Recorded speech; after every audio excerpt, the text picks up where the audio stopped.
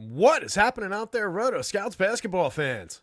Welcome to a Wednesday show, gang. On time start, early 4 o'clock show. Ahead of schedule for once, slightly. Or at least on schedule. On schedule for us is ahead of schedule. How's it going out there, everybody? Hope your week's going well. Middle of the week. Hump day, as Cujo points out. Hope your hump day's going well. Hope the work week's going well. Hope the DFS week is going well. Cujo's here, Andy's here, Aloysius is here. Handful of folks hanging out to start things off. We'll vamp for a couple minutes, let people trickle in for the early show. Hopefully we'll get a good turnout. I think we've got some clearance before other people dive in for a 7:30 start. So we should have a nice long runway here. Take our time. Go through this 6-game slate that we've got to talk about. A lot of moving parts still. We've gotten a few key pieces of news that have created a few interesting scenarios, but we've got several really important big names on the questionable list that we'll have to parse out. One of our most highly exposed players in the sim that I ran on DraftKings, or on both sites actually, is currently questionable. So it's going to be interesting. It's going to be a fun one to go through.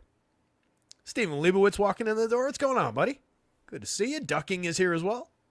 Yo, back at you. Cheers. I only got water, but not great luck to cheers with water, but we're not clinking glasses, so I think it's okay.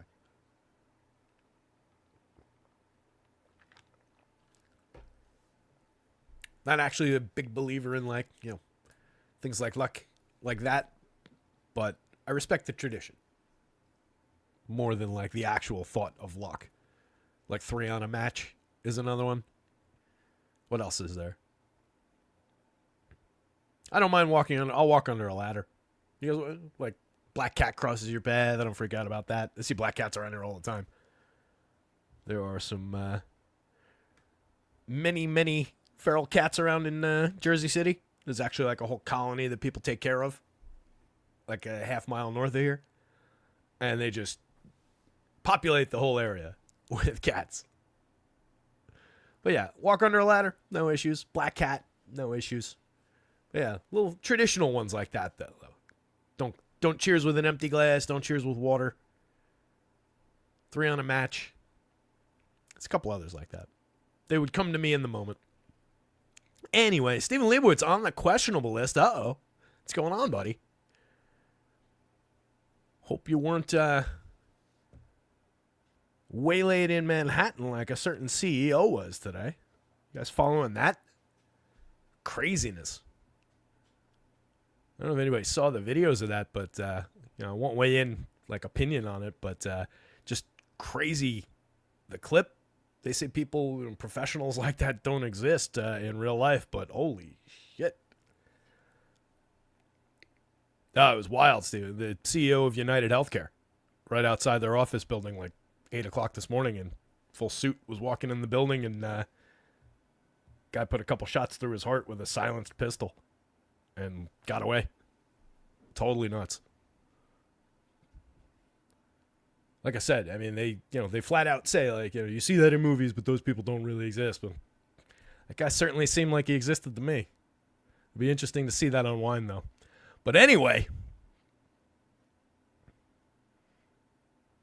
Yeah, Cujo saw it. Yeah, Steven, if you pop on Twitter, probably not as much on Blue Sky, but if you pop back over on Twitter, it will unavoidably be on your timeline, I promise. So you can see I just pulled up the dashboard here, getting back to the NBA a little bit now that we got a handful of people in here. Had to kill a couple minutes there and bring up whatever. Those are the two things that came to mind. But we've got one guy at the very top of the board that nobody really loves on DraftKings, but he's going to be an important part of the DraftKings slate because he only costs $4,900, and we do have that injury scenario already. So I feel like we're pretty secure in some minutes for D'Lo again tonight, and we're getting a ton of them on DraftKings. The guy I was referring to was Goga. Goga, we're getting a massive 50% plus share on both sites, but he's currently questionable to play. Great per minute guy, got him solid 29 minutes. He played 32 starting alongside Wendell Carter the other day, and then 27, 25, I forget which, somewhere in there. So I just kind of split the difference between those two averages, assuming they start alongside one another. But we will, we'll hopefully at least be able to work that out as we head into lock. But right now, with a 29-minute on him, that looks like a great spot on both sides. But one to watch. A lot of moving parts, though, like I said. Do those first. Let's see. What's the most recent? So the updates that came out through the day, Aja Thompson got ruled out. Josh Richardson became questionable. Giannis probable. And my initial run was after those updates came in. But then the change for the day so far was Austin Reeves was ruled out. He went from being questionable to being ruled out. So we have that piece of news already for the Lakers, and that's what's kind of thrusting D'Lo back up to the top there. He played 33-8 in this situation the other day. I just gave him back those 33 minutes and, assume all systems go there. Other guys, probables. AD is probable. Anthony Davis, for those who are unfamiliar with the initials. Kevin Love. Terry Rozier is available. Drew Smith is available. Trae Young and Giannis are both also probable. Questionables. These are the keys. A couple of big Celtics, Drew Holiday and Jason Tatum, both questionable. Several important Nets, Dorian Finney-Smith, Cam Johnson, and Ben Simmons, all questionable. Jalen Ichifino is questionable from the Lakers. That doesn't really matter, but Jimmy Butler being questionable is obviously a big impact for the Heat, especially on 6-game slate. There's only so much room. And then Nikola Jovic, Josh Richardson, both questionable, and Goga's questionable. Out, Aja Thompson, Isaiah Jackson, Andrew Nembhard, and Aaron Nesmith, Ben Shepard, James Wiseman, Bojan Bogdanovic, Noah Clowney, Cam Thomas, Zaire Williams, Jackson Hayes, Bronny James, Austin Reeves, Jared Vanderbilt, Christian Wood, Paolo Banchero, Gary Harris, Andre Drummond, Joel Embiid, Paul George, Kyle Lowry. So most of the nominal starters for the Sixers. They'll have Tyrese Maxey. We have, I'm sure, where is he? Oh, maybe he's only a FanDuel play. What's his? McCain must have a huge price on DraftKings that I hadn't noticed. I'm almost positive he's one of our most highly owned FanDuel guys. Yeah, there's McCain. Oh, that's a big difference. Okay. DraftKings, we didn't really get any Jared McCain at all. At 6,800, point guard and shooting guard. We're going to go through this. But FanDuel for 6,000 flat, we got an absolute ton of them across those positions. So that's an interesting differentiated play across sites. But should be plenty of minutes for him, and he's delivered at times, and he's completely failed us at times this season. So, interesting roll of the dice against a pretty good defensive Orlando team that got absolutely smoked by the Knicks. I'm kind of more comfortable, not necessarily having none, but I think I'd rather be on the site where you don't necessarily have to play the Jared McCain play today. I don't love it, but I'm going to have it, and I'm going to believe in it, and the numbers support it. But, man, he's let me down a couple times already in his young career. Anyway, getting back to the rest of the outs. Marjon Beauchamp, Chris Middleton, Rob Dillingham, and Joe Ingles all continue to be out. Those are all updated on the site. The site is rotoscouts.com for anybody who's not familiar. I'll plug it again later, but check it out. If you're new here, everything... Oh, wait, hold on, we got news. It's Thursday news. Okay, good. We're fine. Anyway, if you're at rotoscouts.com, access to everything, all three major sports that are going on right now, NBA, NHL, and NFL, main slates for everything, showdown slates for NFL, projections for everything, extended content for NFL right now. We'll get more content going for NBA. NHL is going to be projections only for the foreseeable future. But access to everything under $1 a day. All three sports, no hidden fees, no, you subscribed last month, but now this month it's $25 a day and, $1,000 a month. Nobody's charging quite those prices, but if you combine all the sports, you might get up to about that level at some of these sites these days. We're looking not to break your bankroll. We're looking to just ask for a little bit for the time and the effort that goes into it, and we want you using your bankroll the correct way and building your bankroll. If you're spending only a couple dollars on entries, why would you be spending $100 or more on your projections every month? So check it out, rotoscouts.com. Also check out our guys over at acemine.io. That's where we run the sims that we're about to talk about. Let's get into it. I'll run through Vegas lines real quick.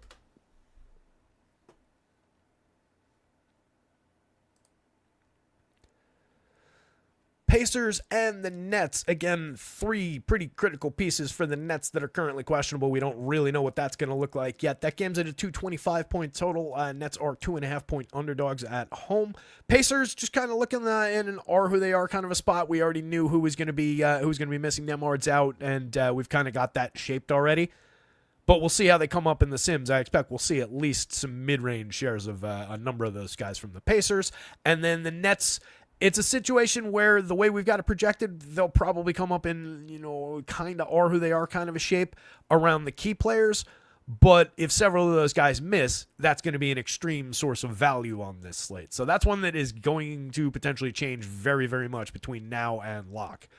The Magic and the Sixers, it's a 5-point game in the Magic's favor on the road in Philly. 208.5 point total is the low end of the slate. Sixers, again, missing all those guys. We're going to get a lot of obvious Jared McCain on the FanDuel slate.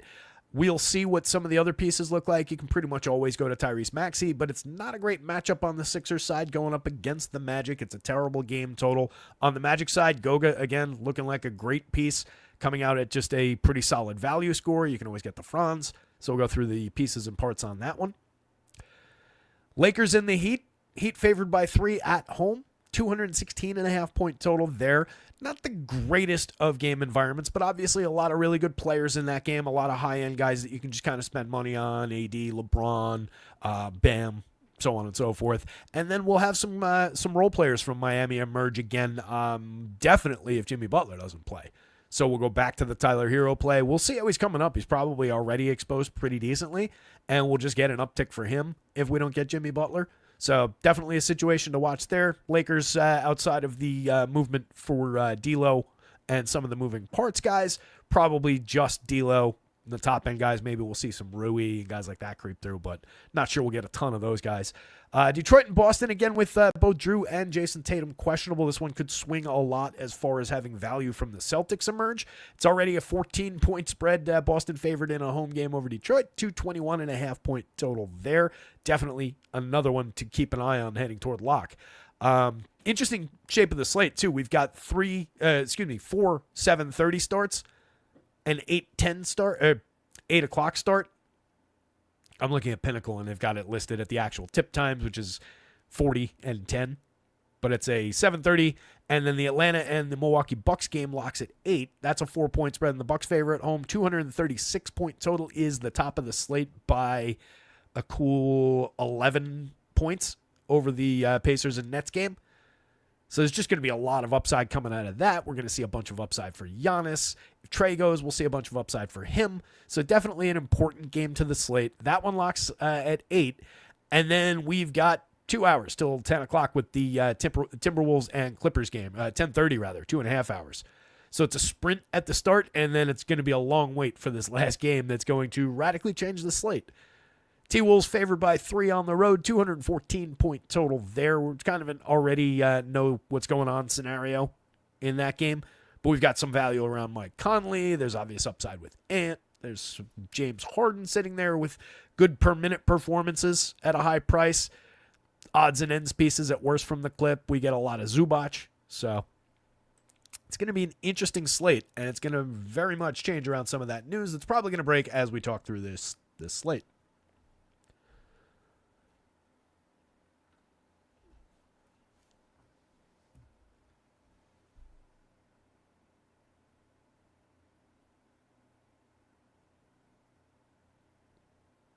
Just wrong. He was overpriced last 3 games after being moved to the bench, which he shouldn't be, so need to pay better attention to news, not McCain fault. McCain put up a... Just pull up FanDuel game logs. 9.8 FanDuel score in 29 minutes against Detroit 2 games ago. So that wasn't a good day. He's been giving us less than a point per minute in 1, 2, 3. 3 of his last 4 games have been under a point per minute. He's had some nice upside games. No arguing with it, but his last 4 have not been very good. 41 minutes, he put up 23.7 FanDuel points. That's half a point per minute. So he's definitely busted a couple times. And most specifically that Detroit game that was in my lineup. What does him moving to the bench have to do with anything if he's playing 40-plus minutes and putting up a half a fantasy point per minute?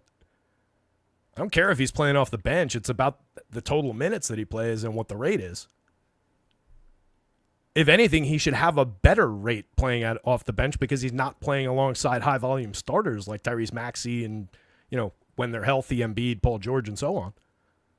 He should be a better asset off the bench.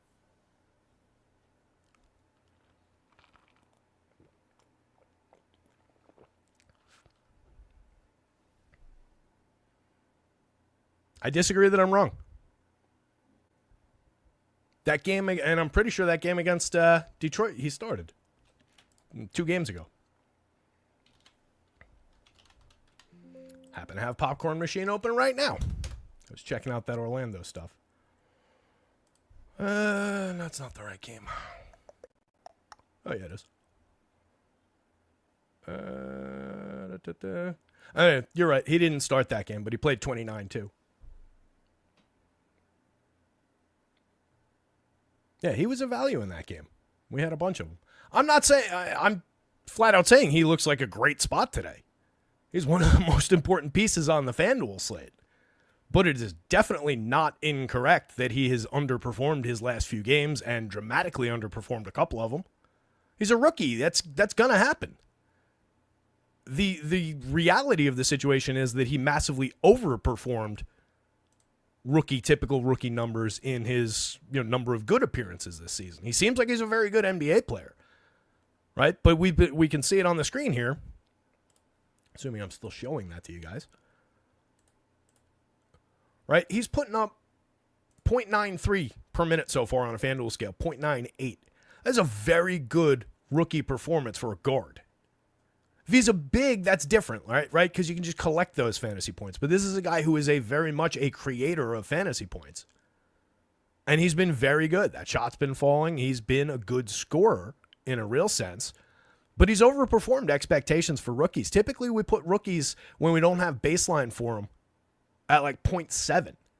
0.7 to 0.8, particularly guards, wings, and those types. So his performance is early. There's no guarantee of that sustained success. He very well might be a 0.75 per minute player who just overperformed those early games given an opportunity. But whenever he gets an opportunity, even if he was 0.75, it wouldn't look great. And obviously we don't have him projected at 0.75. I've got him just under a point per minute, right around what he's been producing. But I don't think there's any realistic, expectation is the wrong word, because you can expect that he would go out and give you, 1-1, 1-2 on the right day, but that's not his standard, right? And we've seen some definite clunkers along the way.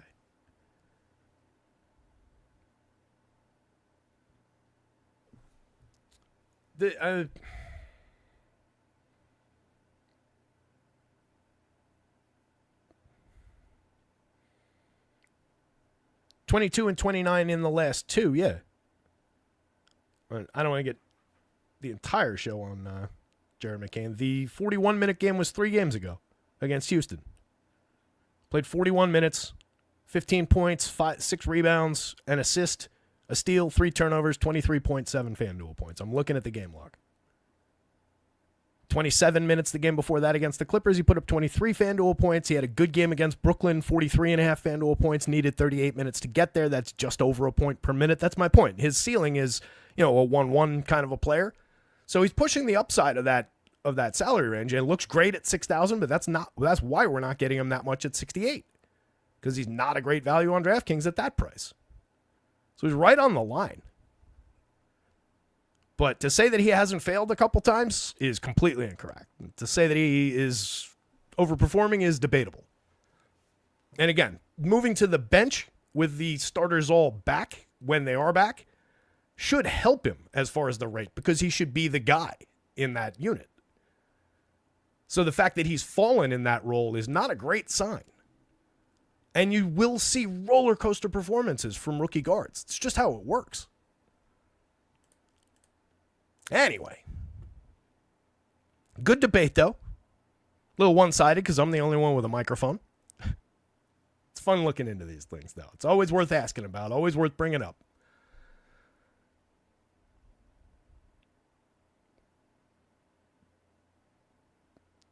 Detroit game was a blowout, but he played 40 plus minutes and put up a half a point per minute. I don't care that it was a blowout. I don't like that means he was terrible in a game in which everybody else was great and he should have been great with them, right? I feel like that's proving the opposite of your point.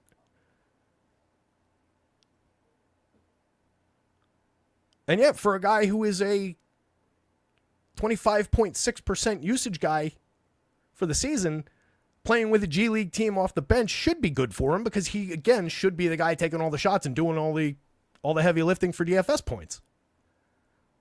In a regular basketball scenario, is it good? Probably not for like his development or whatever, but that's a different conversation. As far as creating fantasy points, I'm not going to go watch the game, and I'm definitely not going to go watch the game right now. But I don't really get your point. Like, what would watching the game? I would just watch 41 minutes of him not being good. Like, what is specifically your point about why he was bad in that game over 40 plus minutes? Power's talking NFL in the meantime. Anyway, welcome to the Jared McCain Show. My name's Terry McBride. I'm the host of the Jared McCain Show. It's not good when the entire team triple teams you to be the guy. I mean, just his highlights. Yeah, look, I mean, yes, you're right that it is not good. He does need some other guys to be defended, and if he's getting triple teamed, then yeah, that's going to be hard to produce in that situation. But I think you take my overall point rather than getting into the weeds about that. But yeah, you're not incorrect there. If there's nobody else that he's playing alongside, then sure. I don't think that's really the scenario. Real spills with me. But anyway, all of this is about me saying that this guy that we're getting 60% of on FanDuel, I'm partly defending it and I'm partly saying the opposite. It's weird. Anyway, Tyler Hero, solid piece. Can we argue him? Massive already on FanDuel. 7,500 shooting guard and point guard eligible. That is a pretty juicy spot right now.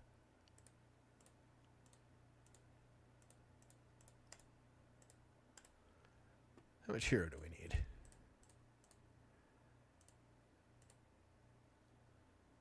Here's putting up 107 on the FanDuel scale. Got him kicked up a little bit higher than that, partly because I'm not expecting Jimmy Butler. So just kind of wanted to take care of it early. If we get Jimmy, and I have Jimmy projected in, so you could lower Hero a little bit here. 20% on DraftKings, basically level with the field for his 7,600. Just a much better value, much better price fit. 5.17 value score on FanDuel. 5.40 on DraftKings, though. Not bad at all. Anyway, let's resort here, and we'll get into some positional stuff. We'll get right back to those guys because we'll be talking about the guards.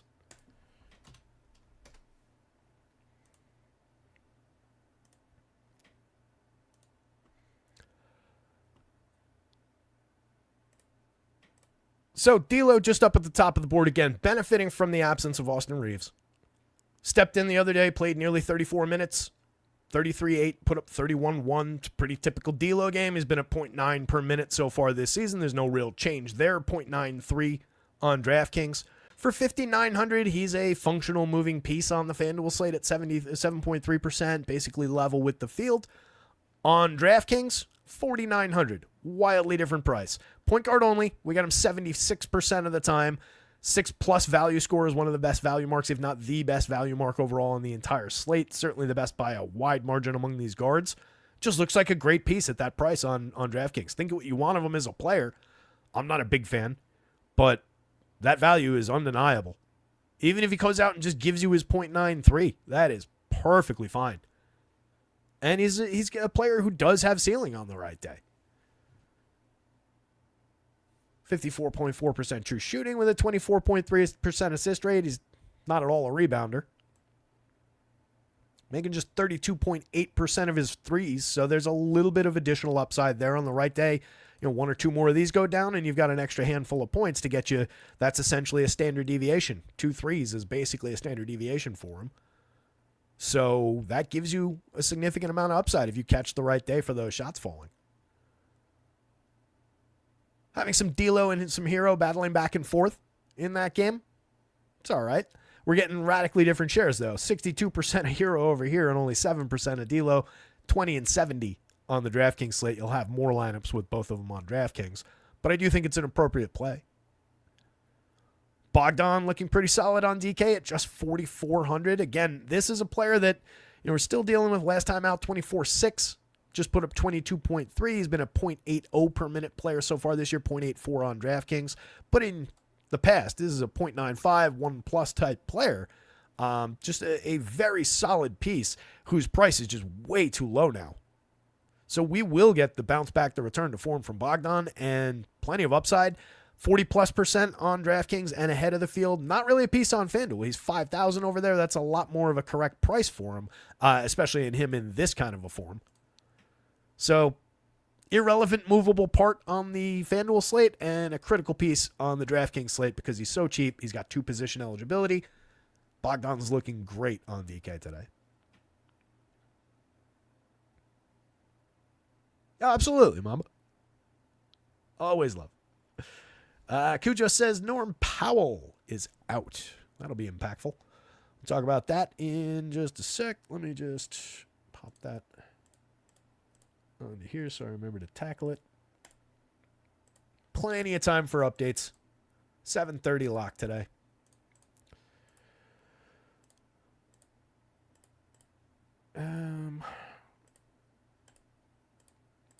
All right, so Norm's out. That'll bring us back. We've had that game recently. We already have...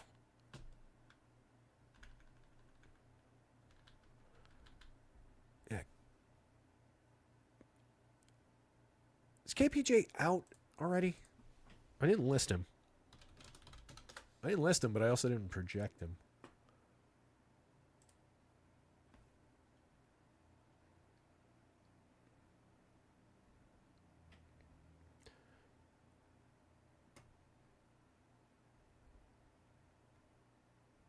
Fuck are they? Oh, we still don't have it. That's right. It's a 10:30 game. That's annoying. Did we get the news? Check underdog. KPJ's out. All right, Norm and KPJ are both out.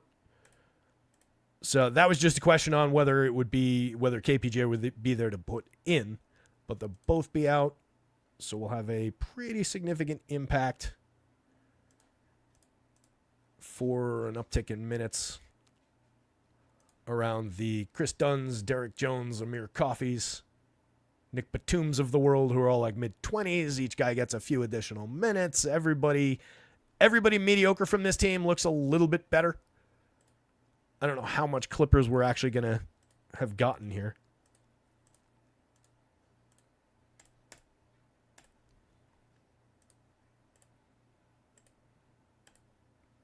I'll pull up the actual recent run. Yeah, so we got like mid parts from everybody on DK. A little bit on Derek Jones already on FanDuel at 18% below the field. Chris Dunn, 12%. So there's going to be some important swings here. Let's see. What were they doing with these while it was out?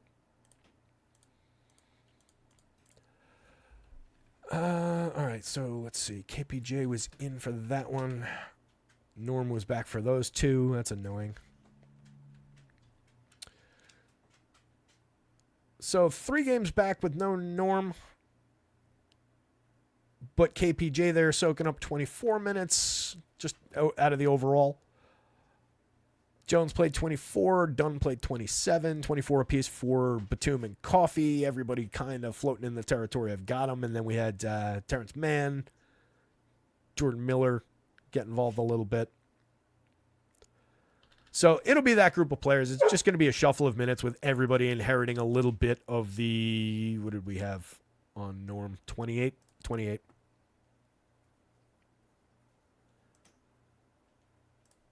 So we'll watch the starters in that one. And we will assign minutes accordingly. Good boy, Joe. Go at him. End of the night. I mean, it's getting the news early and having some time to parse it out is going to be beneficial.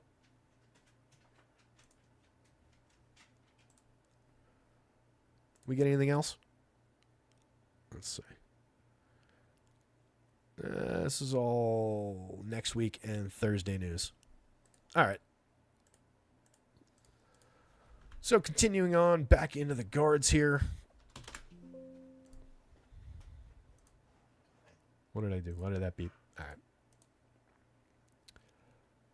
So Mike Conley, again, looking like a piece on both sites. 57% exposed on FanDuel for 4,800. 34.6% on DraftKings. Again, 4,800 over there. 0.89 per minute on DK, 0.89 per minute on FanDuel. Nothing special about that, but that price is just uniquely low at this point for Mike Conley, and we just keep on going back there as far as that value goes. Right now, he is missing from this page.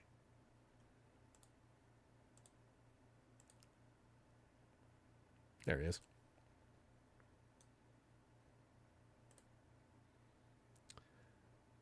So we're like a couple few points ahead of the field here.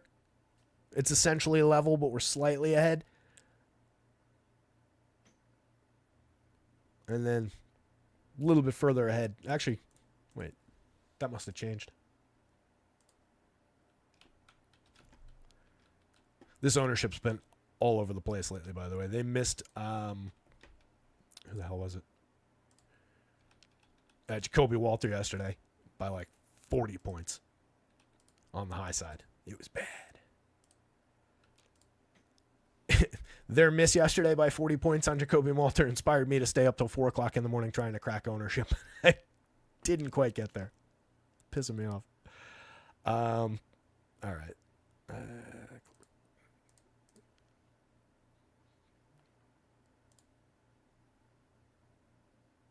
Yeah, no, that's still high.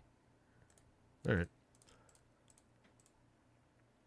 I must be looking at the old DK number then in this other spreadsheet. So Conley is going to be highly owned on the FanDuel slate still. No, but this is now, this 57 would now be more of a green angle upward, kind of like that one. That's now comfortably 14, 15 points ahead of where the field is, or thereabouts. Chris Dunn is going to gain a little bit of ground for 4,800 point guard and shooting guard. We got him 12% of the time on the FanDuel slate. That's a little bit below where the field is. 4,000 on the DraftKings slate. Already coming up like a piece over there. Will gain ground on the field. Probably surpass the field as far as his shares go with a little bit of uptick in potential expectations. But again, monitor where those projections move to. You know, if you see him gain 2-3 points from here, perfectly fine to grab additional shares. If you see him stay around these, because I have to think it through and you know, look at what they've done. But if you see it stay around these numbers, then you know, keep it right around this level of shares. Nickeil Alexander-Walker, different price points across sites pretty dramatically. 4,400, mix and match piece on the FanDuel slate, I would say. Typical allocation of 25 minutes for him. It's not an unfair price for a 0.79 per minute player. He's fine. He's functional, but he's not a priority. On DraftKings, 27% exposed, level with the field, 3,900. Great price over there. Doesn't have to be more than a 0.8 per minute player for that price. So between these two, there might be some exchanging of shares.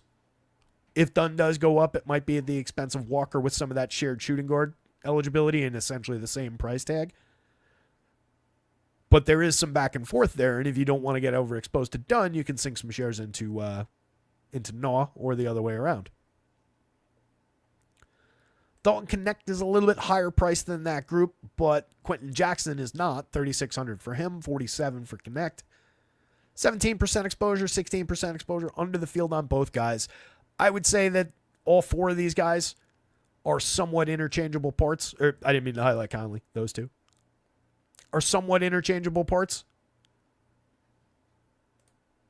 Especially the shooting guard, small forward, the three guys that share those positions. With nobody really coming up all that much strongly more than the others.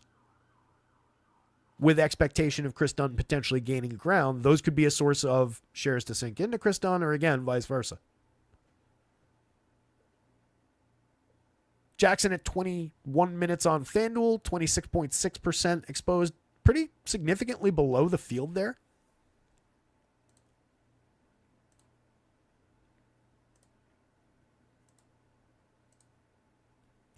That's going to break along like 2 or 3 minutes, I would expect.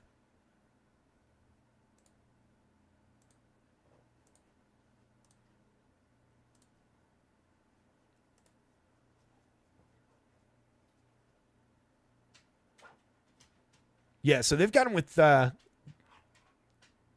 2 minutes more than I do. But I think a slightly lower per minute rate is only like a point more as far as his projection. And the ownership is, call it about 10 points above that. More like 8, actually. I don't mind being a little bit below on that one. In just 21 minutes with a lot of similarly priced options at the position, or at least, functional role players where you don't necessarily need to be all the way down at 39. You could be at 45, somewhere around there. But he's sitting there. I mean, that is not an insignificant chunk at 26.6%. Just below the field, and that's fine. Halliburton, a significant per minute performer last year who has shown flashes of that, but has also pretty much underperformed through the first 22 games of the season. Already a quarter of the way in, only 60 games left. It's wild how quick it goes. 8,500 on FanDuel. We got him 10% of the time. Point guard, shooting guard eligible is nice for him. Gives him a little bit of bounce between the positions. 8,200 on DraftKings, 16% exposed below the field. Again, 1.10 this season DK, 1.07 FanDuel, but this is a guy who was 1.38 per minute last year. We know that there is additional upside for Tyrese Halliburton beyond what he's shown us this season. So additional shares, any given slate, if you want to take them up to the field on either site, it wouldn't be a major change from where you're at already. That's perfectly fine. James Harden coming up pretty light on DK, 16%. Fairly hard undercut to the field. Same thing with $7,500 Dennis Schroeder. Although if several of those guys don't go, there would probably just be a little bit of a bump for Schroeder in rate. I'd have to check it, but you would presumably see that come through. That probably just at best levels him off with the field. And there's a scenario where he doesn't necessarily gain ground. It depends on who he's going to be out there playing with. McConnell is picking up a significant chunk on FanDuel again. 5,000, point guard only. Played 23 the last time out. Put up just 22.4 in a disappointing outing. But typically whenever he gets mid-20s minutes, and I've got him at 23 today, which is essentially a minute less than he played yesterday, he is a extremely good per-minute performer for the prices we usually find him at. 117 this year, but 130 last year on essentially the same usage in essentially the same role. Major upside when he steps into, and it's typically we're chasing when he gets 28-ish minutes. That's the dream scenario for McConnell, or finding out that he's starting. But from 23, there's only upside into that kind of territory if it breaks that way. But again, you are every now and again going to book that kind of night where he's just a little bit more human and just 1.0 or thereabout per minute, and not exactly a functional value play over 23 minutes for 5,000. So you roll the dice with TJ a little bit, but that's a tournament play. That's what makes him interesting here. 30% level with the field. My problem with that is, on a play like that, I'd rather have a position. I'd rather be ahead or behind the field so that I can capture the value of that roller coaster performance that he can give you. So I don't love that the field is there. Maybe they get away from it a little bit later on. Maybe it gains ground, but looks better. But definitely want to keep in mind FanDuel. DK, 11%. He's a mix and match play on DK. Jordan Miller is only 3,000 on the DraftKings slate. So that's going to be a little bit impactful. He's at 18 minutes now.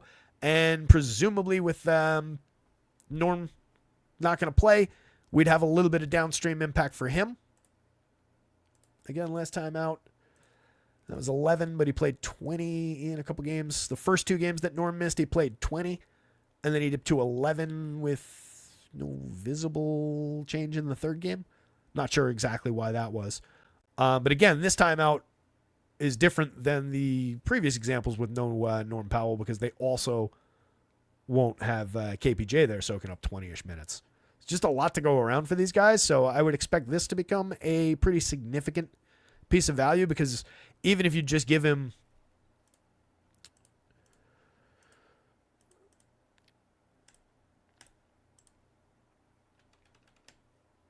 let's say,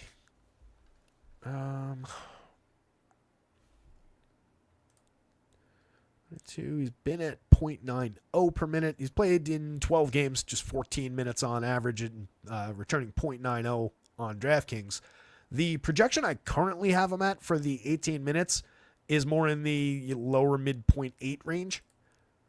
So technically, you could say that we already owed him another half a point.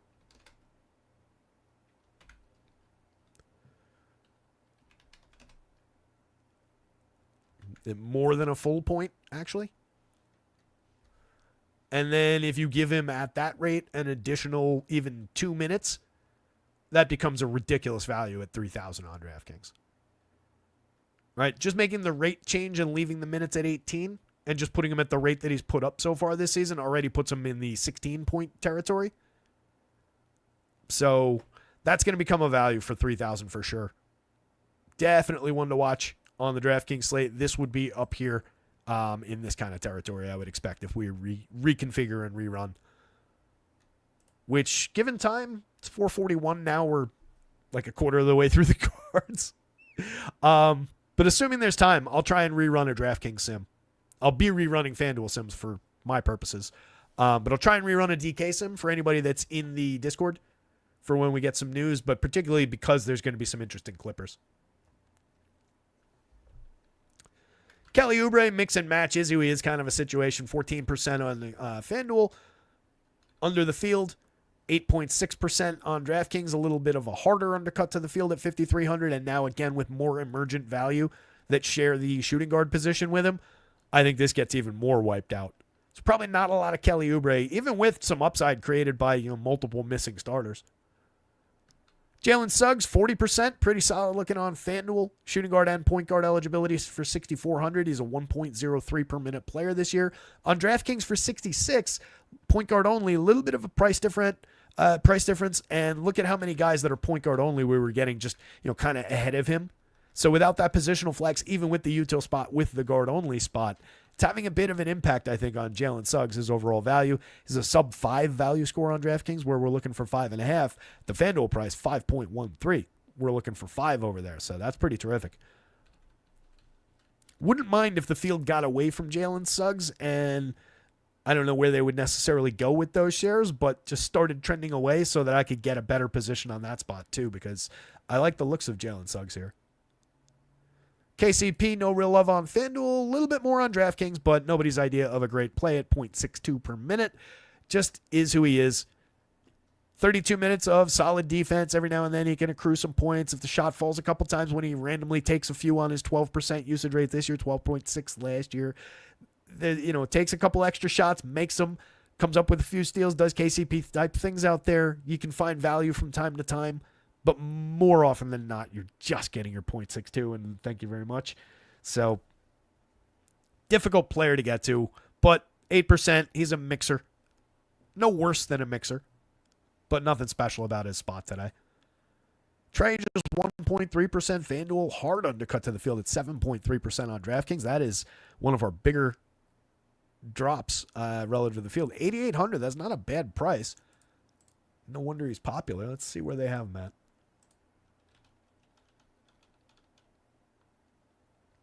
46 people out there. Hit the like button. Hit the subscribe. Looks like you guys are talking about clips. Let's see what the thoughts are. If anything, just be clear, it's a bump for Harden and Coffee with Norm out. Absolutely, Mamba. That's a straight line, right within the starters, just as far as rate goes.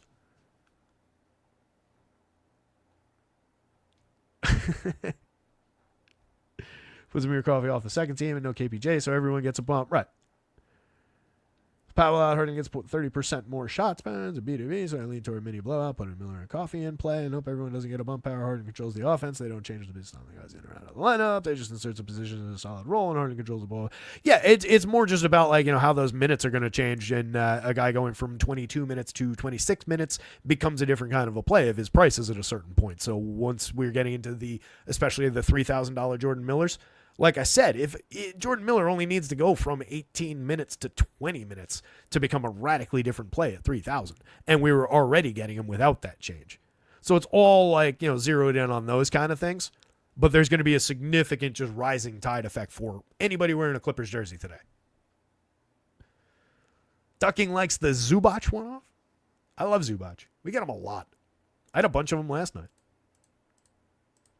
Ended up with a decent night last night. I mentioned it in the Discord with basically every value play, Masic and so on and so forth, just dying on the vine last night. It was so difficult to tell where things were going to end up. I was at like a break-even point on my 20-something lineups, and I was like, I think I would take it if I could just punch out before this last game, because I couldn't tell. I had time remaining in every lineup, and then a couple guys whose games hadn't started yet. But I had no real feel for where it would end up. Ended up with a profitable night. Just played, again, 20-some-odd lineups in the $5 contest and made $50, put 4 lineups out of the 20-something into the top 1%. So, successful day. That's all you need to keep on doing. If you can put a couple lineups into the top 1% a few times a week, they will eventually get there. You will gain profitability through that. That's what we're shooting for.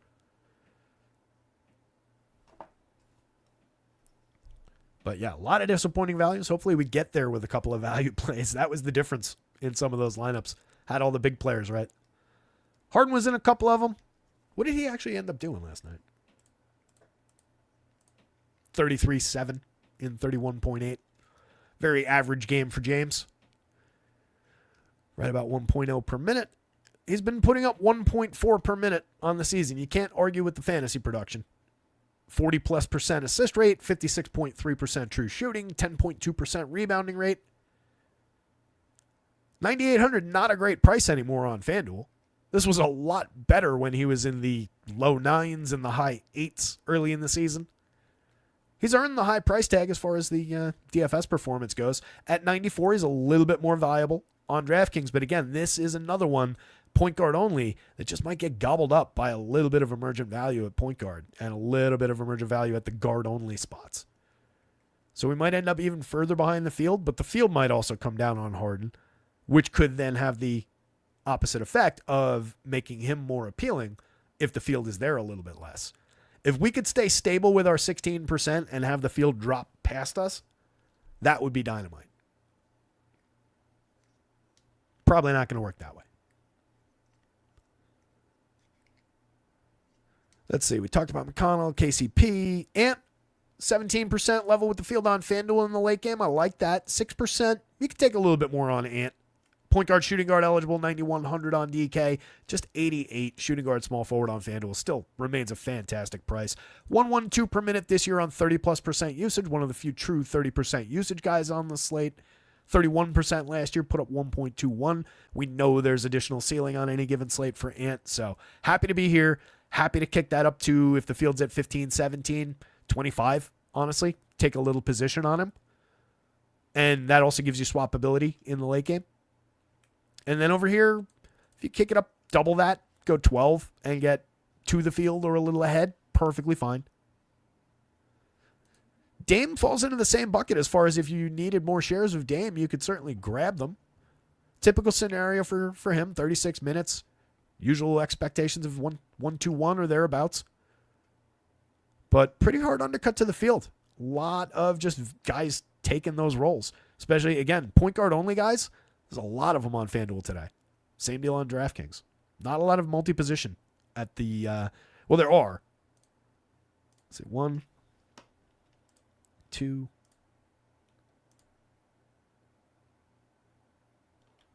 So four of the top exposed guys have multi. But I bet there's a fair share. Well, maybe not. McCain does too, actually. So, yeah. There's probably just a lot of back and forth. I was seeing it wrong because these guys are low on with the point right there. Andre Jackson, mix and match piece on both sites. Sub 5% on both. 3,500 is a decent price, but he's only putting up 0.62 per minute. Even when he gets minutes, the value is kind of wonky. AJ Green right next to him. 4% of him as well. They're both priced very, very cheap for guys playing 20-some-odd minutes, but they are just bad per minute performers. It's difficult to get to them, especially on a slate like this with just so many guys, different kind of slate. Maybe those would be values, but not with all these $3,000 and $4,000 guys above them. Jaylen Brown, fine to play him already. Just one share of him on FanDuel at 8,600. Mix and match type play, 3% of them for only 82 on DraftKings. Probably becomes a crucial piece if we get no Tatum, if we get no Drew, especially if they both don't play. Right now they're both in. Drew's right down here. We got none of them on FanDuel, one of them on DK for 5,000. Derek White would gain ground in that scenario as well. We got the same exposure to Derek White on DraftKings anyway that we did to Jaylen Brown. Just one share of Jaylen and no shares of Derek White on the FanDuel slate. But that Celtics team could very much change, and these two guys would be direct beneficiaries if one of those guys doesn't go, let alone both of them. So definitely watching the news with the Celtics. These guys only go up from here, and you can already take a few additional shares of either one of them because they're just very, very good players at those prices. There's nothing wrong with Jaylen at 86. Derek White at 72, I could quibble with a little bit. I like him better in the 68 range, but he's functional there. He's a 1.02 per minute player. This is a much better point to find him at. You could definitely take more of him on DraftKings. Maxey, the only star standing for Philly, he'll have plenty of run to do whatever he wants. Seeing a 30% usage rate on the season, playing a lot of games without the other stars when he's been available himself. He's only played 13, but he's averaging 36 minutes a night, 30.2% usage rate. 116 on DraftKings, 115 on FanDuel per minute. Just came up 2% below the field at 87 on FanDuel. Same deal on DraftKings, 8,900 over there. Point guard only. Again, probably just coughing up shares to a lot of better values. A lot of similar, more highly projected, more reliable mid-range guys. Reliable is the wrong word. I wouldn't mind a couple additional shares of Maxey just to have them in your pocket. It's fine. But it's one of those spots where if you grab more, all you're doing is bringing it back to the field. You're not really grabbing a position of any kind, and you're sacrificing something better that we're getting ahead of the field to get there. So I don't love getting more of, Dame too, but Maxey specifically since we got so little of them. DraftKings, it's at least a little bit easier. And on both sides, honestly, it is easy enough because the field's only going to be in probably like the 5-8% range. So if you did want to take a true position, it's not just grabbing a few more shares. It's, taking this from 2 to like 15. So you can get to a position without being terribly damaging to a full slate of lineups. But the fewer lineups you're playing, the more you're doing that, the more high damaging that is as far as your ultimate upside. A little bit more gentle here. Dunk, 16% of him below the field on FanDuel at 41. Shooting guard, small forward eligible. Shooting guard only for 44 on DraftKings. Really didn't get him. Would potentially gain a little bit of ground. He's at 25 minutes right now. Would gain a little bit of ground with no Jimmy. Low-end player, 0.77 per minute on FanDuel, 0.83 per minute on DraftKings. We've all been there with Dunk before. He's fine, and again, would gain ground potentially if this jumps into, say the 23-point range. It's going to make him a much more appealing piece. Same deal over here. Dyson Daniels, one of my least favorite players to project because anytime he makes value, it's through a ludicrous uptick in stocks, and it's difficult to find a good way to project that. Right now, coming up at 6,200, point guard, shooting guard, 1.3% on DraftKings below the field. Didn't get him at all for 7,100. If you're going to play him, do it on DraftKings. I really don't see it on FanDuel for 71. It's just too high a price. Yeah, he's at 1.03 per minute, seeing more usage than he did last year, but not a player that is really easy to get to at these prices. If he was cheaper, if he was in the sixes, honestly, no, I would want him in like low sixes before I could really see value. Onesie, twosie shares is fine because he does have that any given slate. Massive uptick in production. But right now, with a solid projection on 4.28 value score. Don't like it. Jared McCain, once again, we're back to here. We're down here because he did not come up really on DraftKings. 6,800 over there, point guard and shooting guard. We got him once in 150 of our top lineups. 60% of the top 150 shooting guard, point guard for 6,000 on the FanDuel slate. To reiterate, 0.93 per minute production out of the rookie so far this year. Went out last game, 21.6 minutes, put up 25.2 FanDuel points. That's a functional value game, and we've got him projected at 34 minutes tonight. There is clear-cut, extremely high value. But there have been a couple disappointing games along the way. And we typically do not expect that kind of good production for that sustained a stretch that he showed us early from rookie guards. Just not a thing.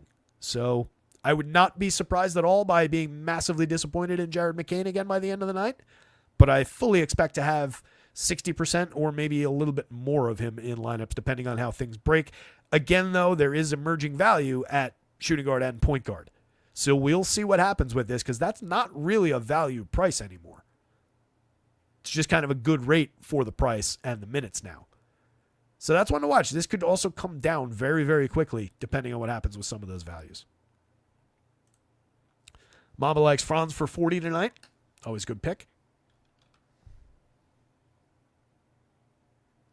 Brian Kazorian saying FanDuel went a bit over the top on Pritchard with that tag.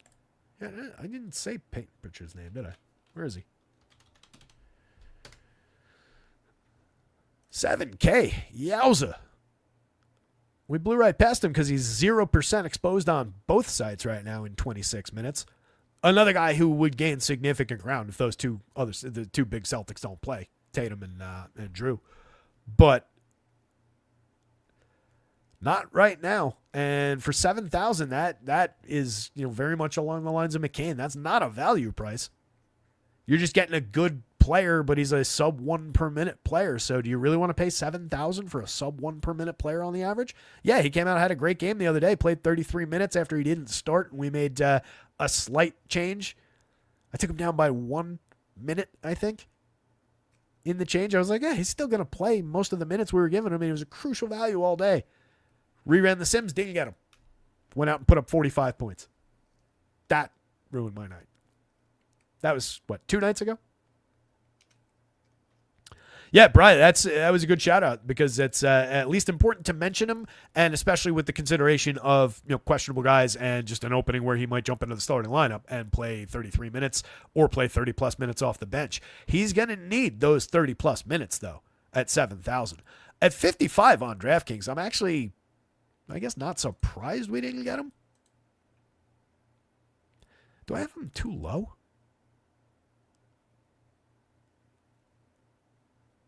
I might owe him a point or two.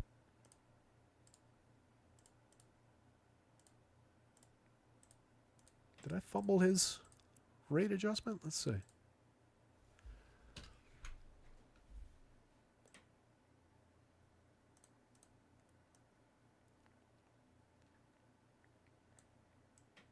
I mean, I'm not giving him 1.02. You can definitely...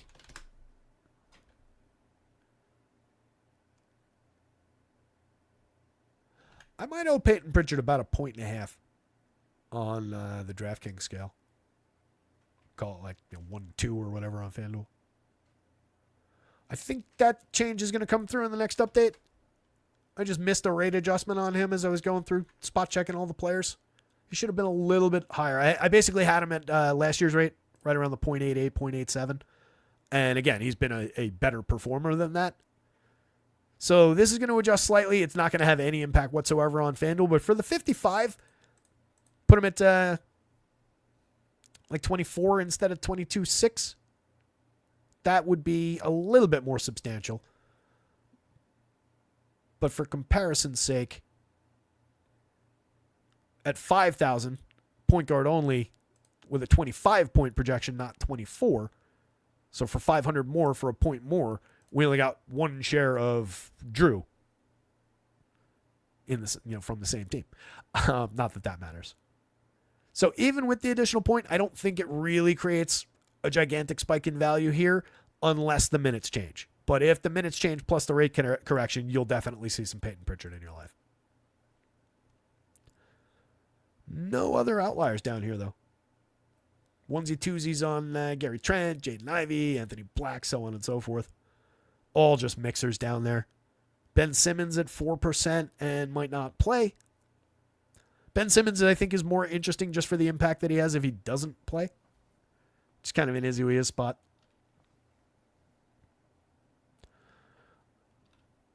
I would love to have Hero with no Jimmy tonight, Power, like you're saying. Yeah, Brian, you're right. That 7,000 for Pritchard is just too high. I mean, that's...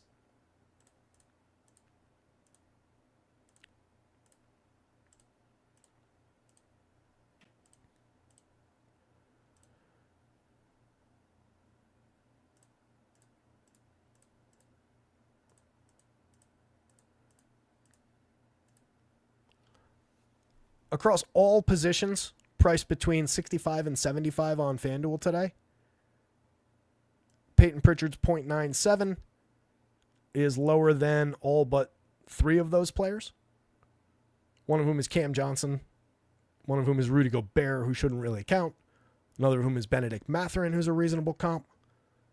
Not that these 101s, 102s, 103s, 104s, etc. are all that much higher. But it's noteworthy, especially with him in the middle of that range.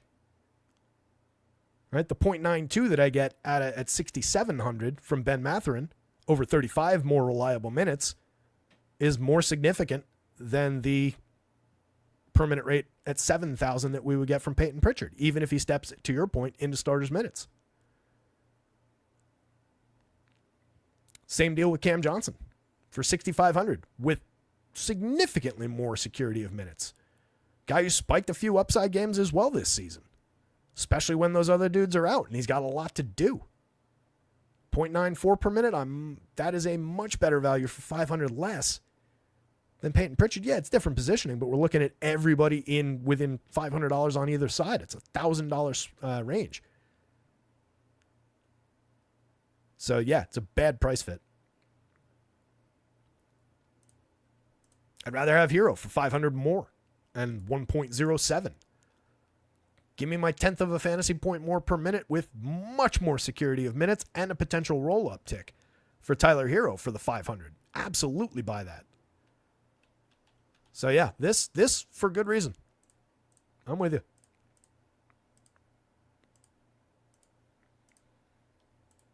It's worth doing when we check out these things. I mean, I always, anytime somebody mentions something like that, like I instantly am interested and curious about, poking into that corner and seeing what's there. That's why I pull this stuff up. But if that stuff's not interesting, if that stuff, I don't find it valuable, let me know. We don't necessarily have to do those dives, but hopefully you guys find that stuff valuable. They're taking for granted minutes that aren't likely to be there. Yeah. And just look, honestly, there has been a solid uptick in per minute production, but as we just saw, the cost isn't really aligned with other guys that are necessarily putting up those numbers.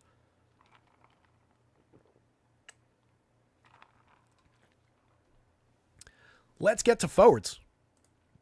Before we run into lock, it's already 5. We've already been going for an hour. That's what makes these shows long, is when we dive into those corners. But again, hopefully it's valuable. I find that stuff to be the interesting nuts and bolts of these math problems we do every day.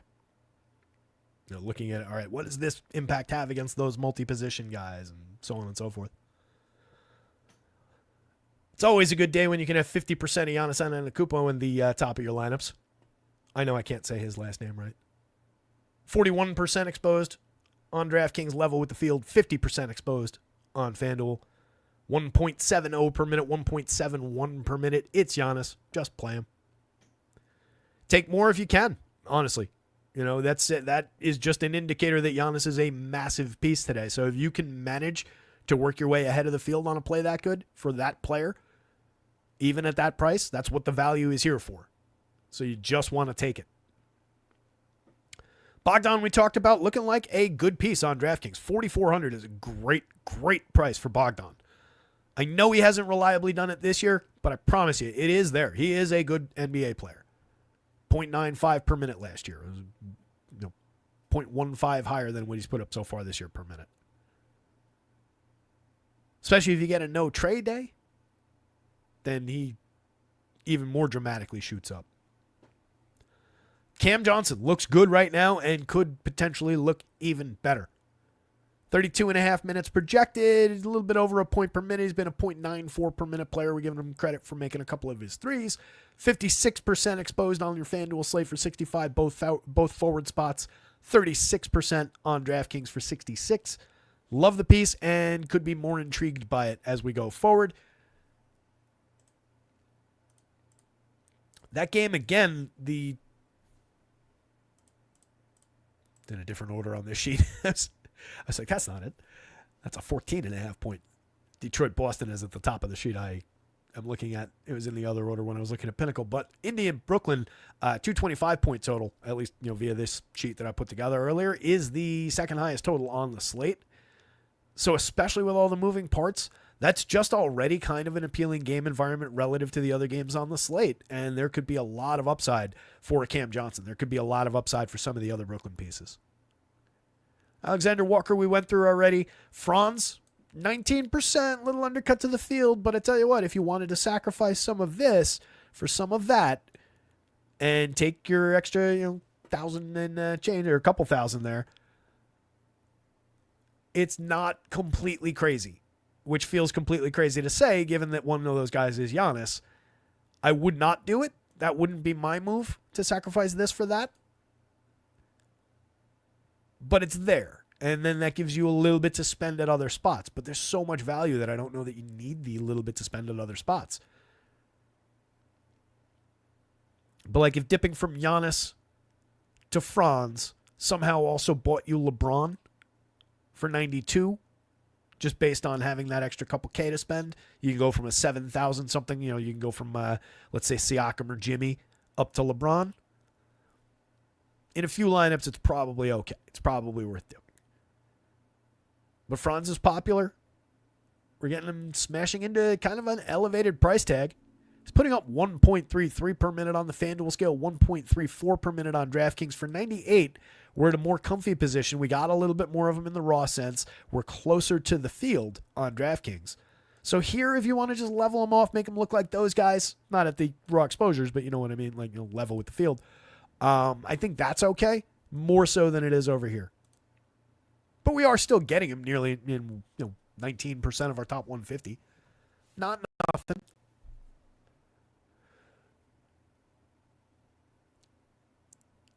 Walker, Connect, not really coming through. I think we talked about at least Connect during the guards. Jarris Walker, not on FanDuel at 45, but yes on DraftKings, 3,800 over there. Power forward only just a 20-point projection, but that's creating a 5.3 value score. We want 5.5, but we don't have it among forwards. That 5.31 is technically our best value score among forwards. Played 25-6 the other night, put up 2.4 FanDuel points. That's a disappointing performance. Several of these guys recently have really, really failed us. But I think you just go back to the well. That price is too good to ignore. For the season, he's at 0.83 per minute on DraftKings. Reasonable production. He's not exactly a stat stuffer, but he's got okay rates in both, 11.1% assist rate, 9.9% rebounding rate. At least he's contributing a little something in both categories. Nobody's saying he's a world beater in either one of those categories.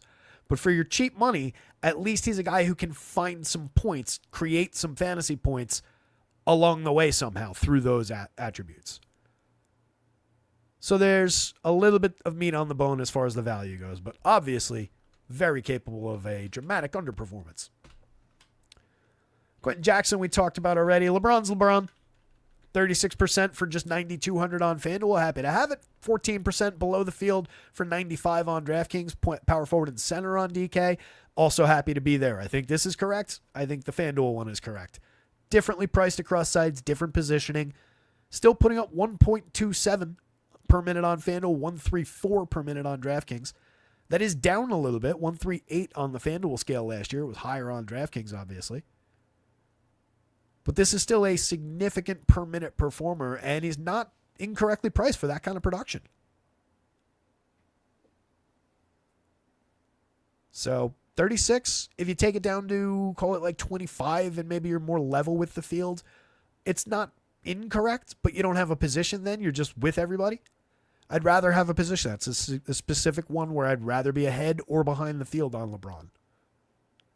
That's the case for a lot of the high rate guys, a lot of the high price guys, and then the guys with just wild fluctuations in performances. Those are the guys I want a position on.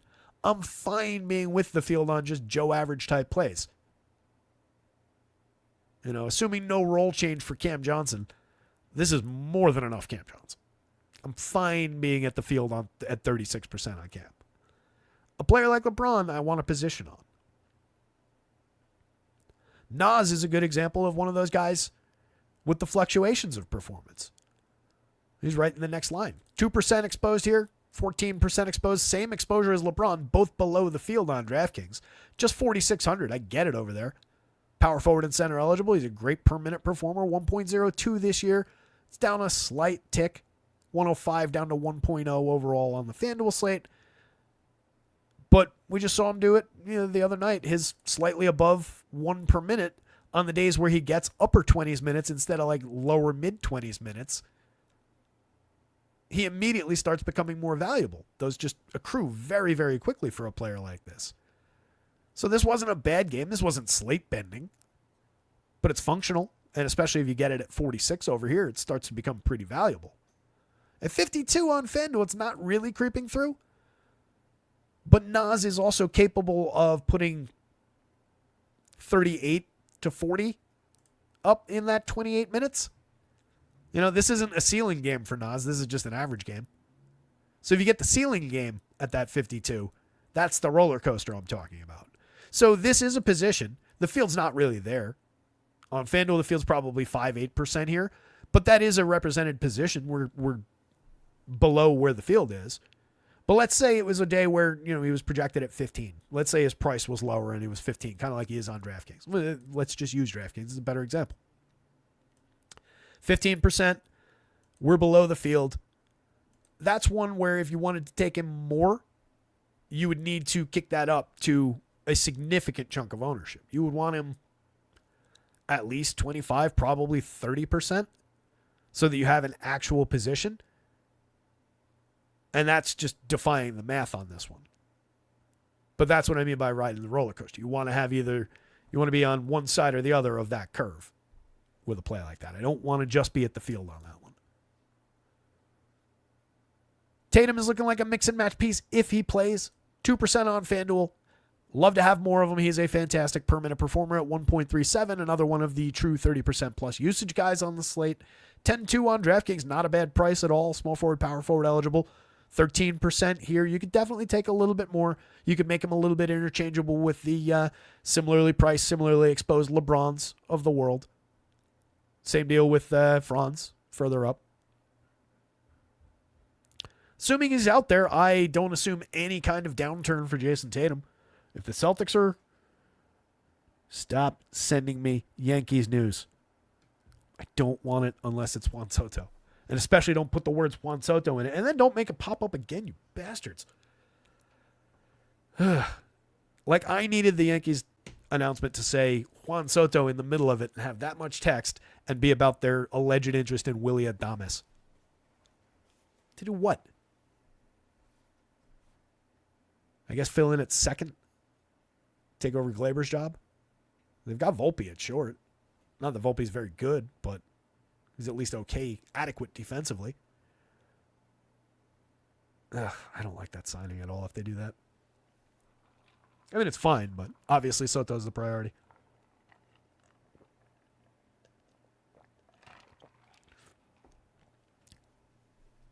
Unless that broke this afternoon, Ricky, no.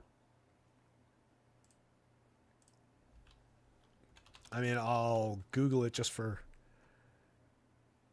the yucks. Nope. Although reports do say he's nearing decision on free agency. You know why? Because the winter meetings are next week. This is always where it was going to come down to. But rumors for Boston do continue to be pretty hot and heavy. That's the one I'm kind of worried about. Obviously, the Dodgers. Yeah, Tiz mentions it. Yeah, No, he would look horrible in a Sox uniform. I don't not see it, right? Because you go there and you're the guy, right? You're as much as they have Rafi Devers and so on, the Casases of the world and whatnot, Tyler O'Neill's. He's the guy in Boston, and he's the savior. He's Ted Williams in Boston. He's always, or at least for the next few years, going to be in Judge's shadow in New York.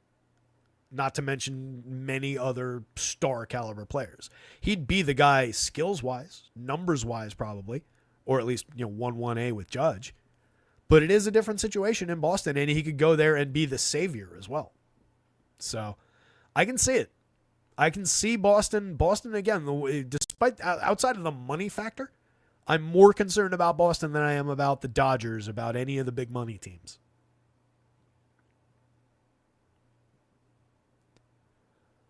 Hey, had a bad playoffs. What are you going to do? It's baseball. It's what happens in small samples with baseball. It was literally one of the worst stretches of his career, but what are you going to do for Judge? That's how baseball goes. You want to pick any other sample of equivalent size, and I'll show you the best player in the game throughout the entire season. So, you hit a bad stretch. The numbers don't know it's the playoffs.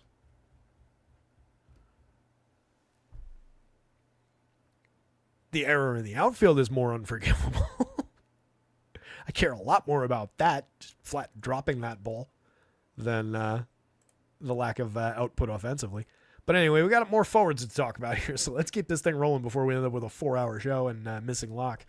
Let's see, we've gotten through Nas, Tatum, Jalen Johnson, solid piece on either side, 84 on DK, 9,000 on FanDuel is a little bit more uncomfortable, 6% over there level with the field.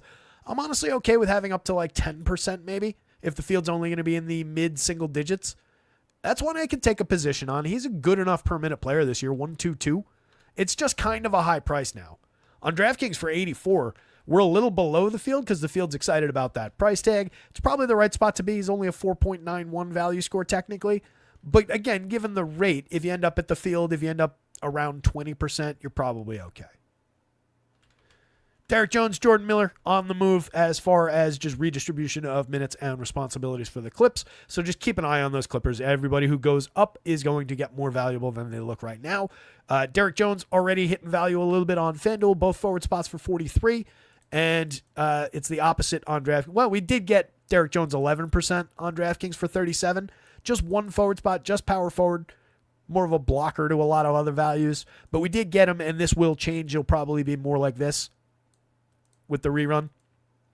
It's Jordan Miller, who I think at 3,000 is going to have a pretty noteworthy spike up to like this kind of territory, just because that price at the dead man becomes so big a value lever. And again, I am like a point behind already on him. Risa Shea, no love on FanDuel, 10% below the field on, is that right? 4,000 for him on DraftKings? Wow. 10% below the field on him on DK. We've landed now at 0.88 per minute. It's come down from the heights that he set very early in the season in a few fill-in appearances. He's been fine, but I mean, this is, more your average ups and downs that you see from first-year players. 22 minutes, it's just the average situation for him. This is a uniquely low price that we've seen him at, I believe, this season. So that's creating a little bit of buzz over here, getting to him a little bit, but again, that really just amounts to a 4.73 value score. I think it's more buzz, more like, ooh, that's a name I recognize from somebody who was productive earlier. And that's a low price for him, but not really mathing out well. If we get no trade, we get more minutes, we get an uptick there, then sure, maybe. Jimmy, definitely, keep an eye on status, but honestly, at 76, 75, both forward spots across sites, if he goes 10%, 15% of Jimmy on either side is fine. You're essentially level with the field, maybe a little bit above on FanDuel. If you take it out to like 15 on DraftKings, you're probably level with the field. But Jimmy's still good enough to justify a few shares when he's in the sevens. Right, for 600 more than Peyton Pritchard, I can have Jimmy Butler? That sounds right. That sounds good to me. But he's not going to be a priority, and he might not play. Siakam, not a priority, but a good player with a good rate, 1.04 for your 77. Another guy kind of in that mix, though. We saw better values, better per minute marks from 65 to 75 in that sort that we did just before. Neither of these guys were in that mix, but both guys could have been as far as, 100 and 200 more than that range, and similar production for all those guys. So there's an abundance of options in this kind of price territory that have similar type rates that might be better fits. Andre Jackson, just a mix and match piece across sites. Same deal with Portis, no love there. We're into outliers territory now. Just onesie twosies on these guys. That does include Jalen, who we talked about already. It does include, who's that? Julius Randle, just 1.3% for your 7,600 on DraftKings, putting up just a 4.64 value score, 1.09 per minute on the season. We get a little more of him on FanDuel, where he's only 72. Julius is a decent performer in a per minute sense, and Tatum and Holiday were just ruled out, so that's fun. Whee! All right, so Clippers value, Celtics value. I'm sure now that we're going to get all three of those. Nets are going to be ruled out just to mix it up and make it fun. But yeah, you can go nuts with some Celtics value now that Pritchard play becomes better. We'll see who ends up in the starting lineup, but he'll presumably pick up quite a few minutes and look quite a bit better. And now that price kind of is more justifiable after all that. Fun. Brian likes Cunningham. We did not talk about Cade, did we?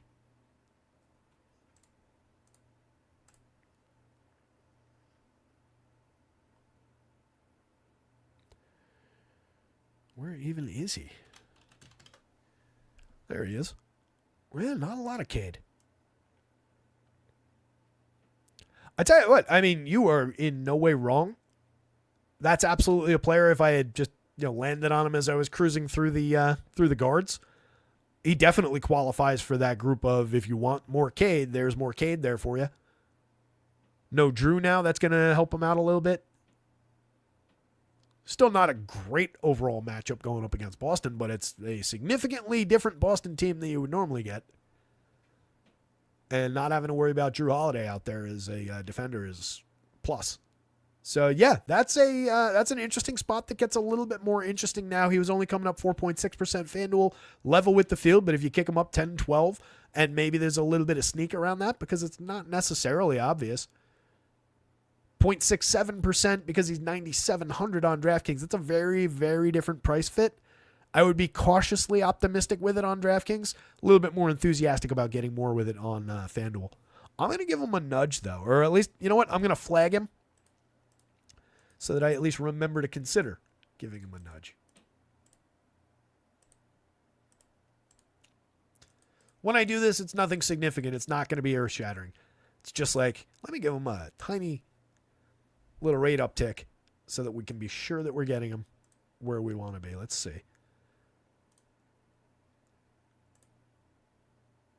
Ain't a teeny tiny amount of room to do that anyway. So I take him there. No. If I take him there, it's like his.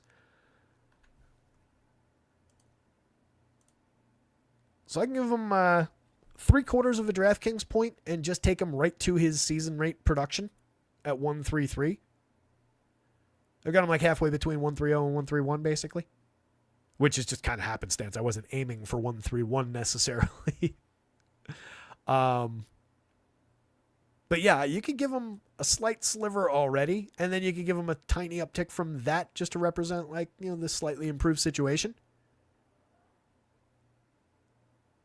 So like,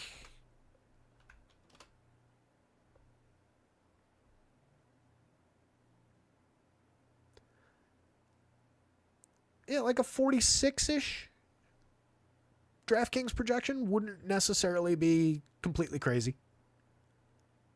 It's only giving him, we're quibbling. I'm talking into a microphone about it. But it's like a 0.03 of a point per minute swing. It is insignificant in the grander scale of numbers. But it could potentially be impactful to how much you would get him over here if you kicked him up to like, just +2 here, not even. potential impact there and clear ceiling, clear path to ceiling. Needed to clean up a couple differentiated guys at the bottom of FanDuel, and then we're going to do centers, and then we're going to get the hell out of here so I can update all this stuff. Rotoscouts.com, all these projections, not this dashboard, but the projections that feed the dashboard are live for you for under $1 a day. Access to NHL and NFL is also included in that. The Sims are run on acemind.io. Promo code Rotoscouts, all in caps, gets you 20% off your first month at AceMind.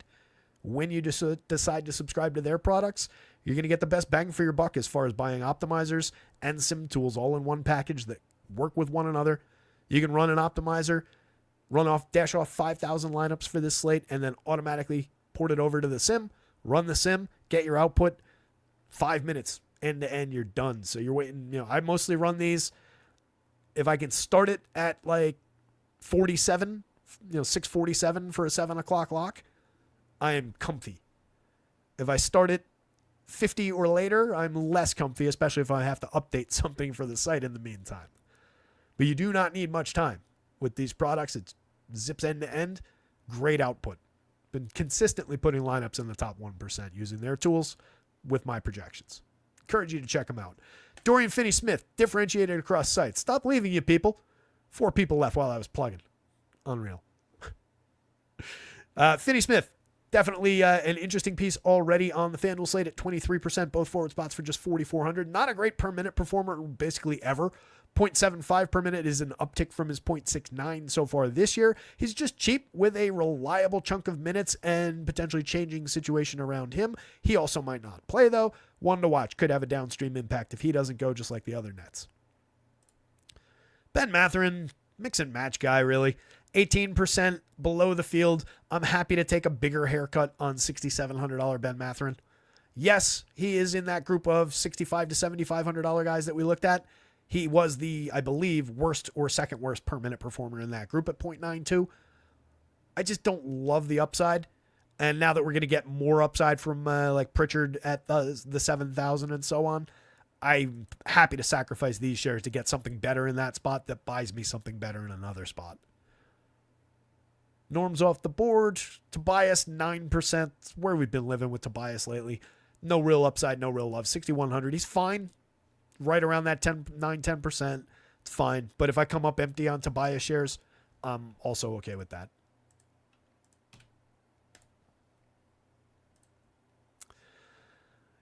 Goga, as far as I know, still questionable.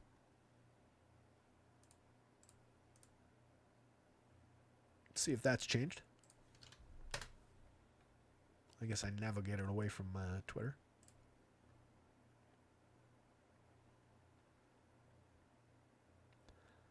Doesn't look like we have any status on Goga yet. But that's potentially a very impactful piece. Like I said at the top of the show, in the 2 games recently that he started with WCJ back, he played 32-ish in the most recent one and mid upper 20s. I think it was 27. So I just kind of split the difference, went to 29 for him. And I think that's somewhat reasonable. If he doesn't start, if they go with a different unit, or obviously if he doesn't play, we're not going there. And him not playing would create immediate downstream impact. Most specifically, like yesterday, I think for Mo Wagner, had a decent chunk of Mo. I didn't go for the De Silva bait yesterday. I gave him a minor kick, but we really didn't get that much of him. But the guy that I was liking a little bit for an uptick was Mo, and he came out and he put up a nice game. And I don't see him on this board.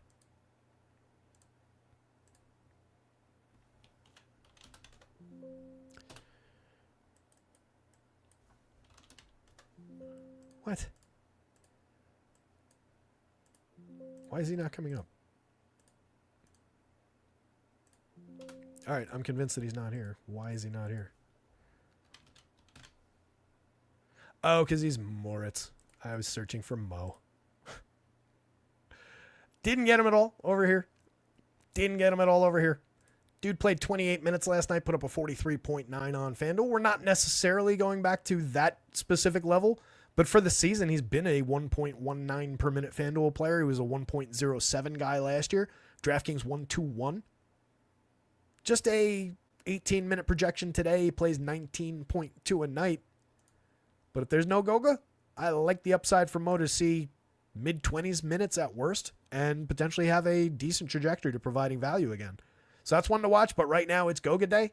54% on DraftKings for 5,100, 53% for 5,600 on FanDuel. Looks like a great piece on the single center site and the multi-center site. So get some Goga in your life, assuming he plays.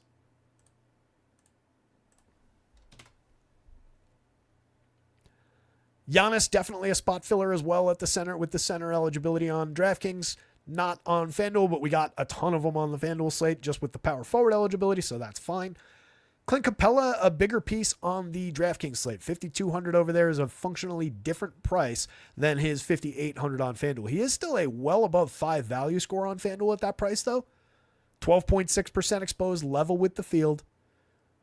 If you're sacrificing shares of Goga, or if Goga comes off the board and you need that's kind of just a direct replacement value. So you would probably see a pretty significant uptick on Clint Capella shares if Goga comes off the board. And then Giannis would stay the same. You get more of these guys. But I think that's your direct 1-2 there. So if you're just peeling back shares of Goga anyway, that's a reasonable option to sink them into. And especially if we know the field's in the 10-12 range. Yeah, we came up at or slightly below the field given this. But if you take that up now to 20-25%, you don't even have to go to this territory. You've established a better position on him, and it's a reasonably comparable play. 27% for the cheapo price on DraftKings. 5.74. Is that our second highest DK value? It is. Second highest DK value at the position, behind only Goga at 51. So again, that's a direct back and forth there, 51, 52. You want to come off of a few shares here, you can put them directly into this and gain a position on the field there. It would be a small position, but you could gain ground. Not a bad option. The fact that we're at 20+% of AD on both sides, it's below the field on both. But since we're getting that much AD and that much Giannis, that's encouraging for Starsy Scrubsy kind of builds, if nothing else. And there's a lot of LeBron in that mix as well. Naz Reid, we talked about already, mix and match kind of a play. Kristaps probably gains a little bit of ground here as well. We only got him 9% of the time. Not going to give him any more than the 30 minutes I gave him, but probably a little bit of a rate uptick. I'm going to have to look into what numbers look like in what is probably a fairly small sample of this configuration of the team. Let's see, it's 136 so far this year, 129 last year. We're already at...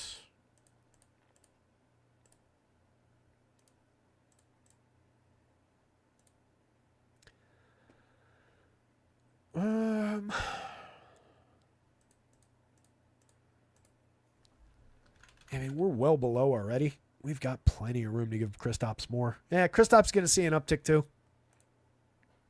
I'm going to give him some of his rate back because I'm already below the rate.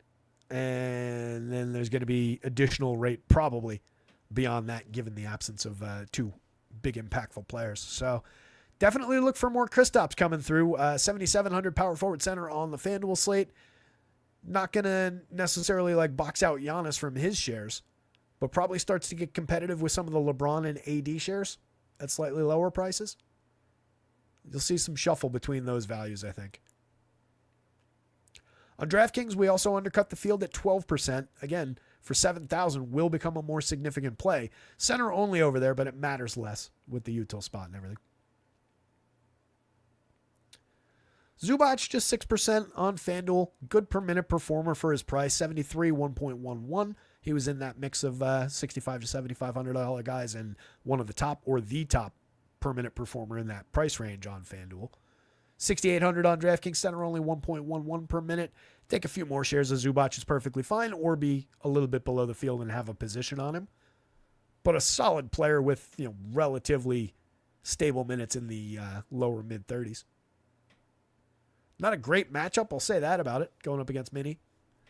But I expect it's probably not a ceiling Zubac day, but around his averages is reasonable for your money. There's probably better options, though, given all the star caliber players that we can get at that position on DraftKings. Probably better options for your money. So I kind of like the undercut. Turner, mix and match, 4% on both sides and an undercut to the field with all the other options. I kind of like that position as well. 1.0 on the nose so far on both sites this season. It's a big downturn. 1.22 last year on the FanDuel scale. Played 38.5 the other day, did put up a 33.4. It's not a completely irrelevant raw score, but in 38.5 minutes, the old guy, the old version of Turner, would have put up a much better score in that. So don't love it, and happy to be under the field. Portis, mix and match player as always when he's just getting his usual minutes. Wendell Carter not looking like much of a piece. If Goga doesn't go, maybe there's a little bit room to kick Wendell above 30 minutes. Maybe give him a little bit of a nudge. But in this configuration, not really seeing it right now. Yabusele in the starting lineup, 33 minutes, projected 5,500 of power forward. Played 32.6 the other day, put up 30.4 FanDuel points. That's adequate for your 5,500. It's not. It's another guy who's like fair mid-range, but not exactly a great value, but going to come up because he's a fair mid-range option. The price is just good enough on FanDuel. You can see the impact of the 6,000 power forward and center eligible on DraftKings. Barely got him. 4.56 value score on FanDuel is 5+. That's all we're looking for. So just a slightly different price impact. But if that goes up by another couple $100, there's almost no value here. So he's right on the line. Bam, again, mix and match piece, 5%, 3% across sites. If you want a little bit more Bam, take a little bit more Bam. It's fine. It's not a dangerous price point to find Bam, and he's good enough to pay off more than that price point. 1.22 last year, down to 1.14, but if there's no Jimmy, he does see an uptick. I typically go more toward Hero in that situation, but both guys see an appreciable uptick. Claxton, mix and match guy who probably would be in the mix also to gain ground if we get no Goga. Right, just a similar price, 56 center only for Goga, 58 center only for Capella, 58 center only for Nick Claxton. So these shares probably just catch a natural little breeze there if Goga doesn't play. On the DraftKings slate, Claxton at 6,000, 33 or 3.3%. There are better options given that these guys are in the 5s and he's at 6. So probably you just catch more of these guys, the 5s and the 4s. Top and not a play. Randall, mix and match. Okongwu on the downside of the minute split with Capella. Mix and match player on FanDuel. Not so much on DraftKings. I'll reiterate what I said the other day. It's one of the few situations in our modern version of NBA DFS where I would probably specifically, since FanDuel did give Okongwu power forward eligibility, I would probably look to not have my limited Okongwu shares come up next to Clint Capella, because what I'm looking for by rostering him at all is really the day where he goes out and plays 28 and Capella is relegated to like 20 and he gets the upside of the split. That's when he's going to find his value. So having them side by side, you're really gonna kind of cap the production overall from those two spots. One of the few situations that I would even bother calling out for that, but I think it is there. Gobert, no real value on either site. He's just going to be out there being Rudy Gobert, coughing on microphones and stuff. 5% of Brook Lopez and below the fields. Brolo's always playable. 0.94 per minute. Stable from last year's performance. Just, kind of okay at price and getting boxed out by these cheaper guys, these $5,000 guys that I've referred to a number of times. But if you come up with a few shares of Brolo, it's perfectly fine. Really nothing else. A couple few shares of Isaiah Stewart that I neither want nor need. Nobody on DK. What are you guys talking about?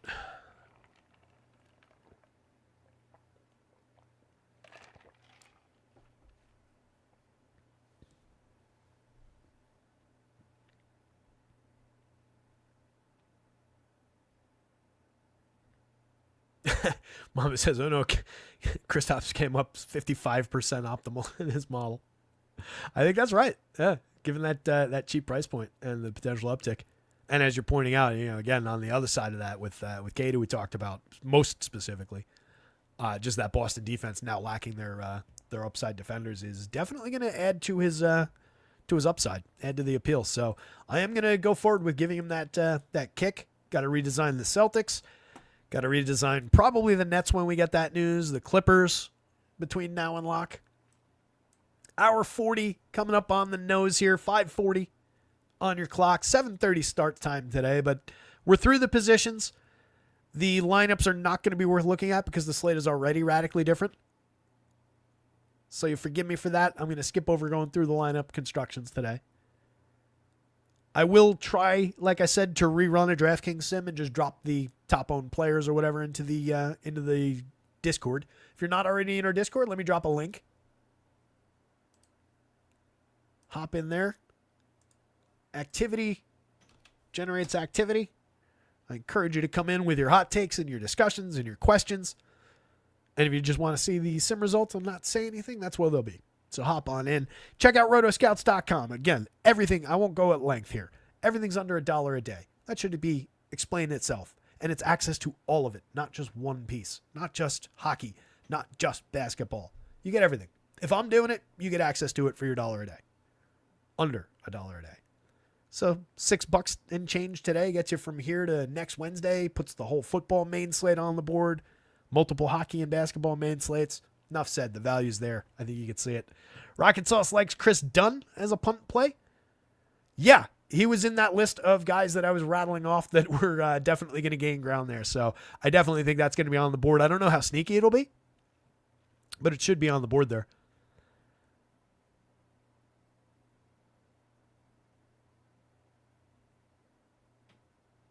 That's an interesting point, Mamba. Taking it the other way and looking at Ivy. I would honestly not mind having some additional Jaden Ivy as well. But it's an interesting way to look at it. Always pays to think those things through. The Walsh thing is definitely going to be annoying. A bunch of guys out there. A whole team of people who can't shoot. Yeah, that'll be fun. More love for Jalen in that situation. If he's going to just take all the shots. Jalen and Kristaps creating the offense. Take it.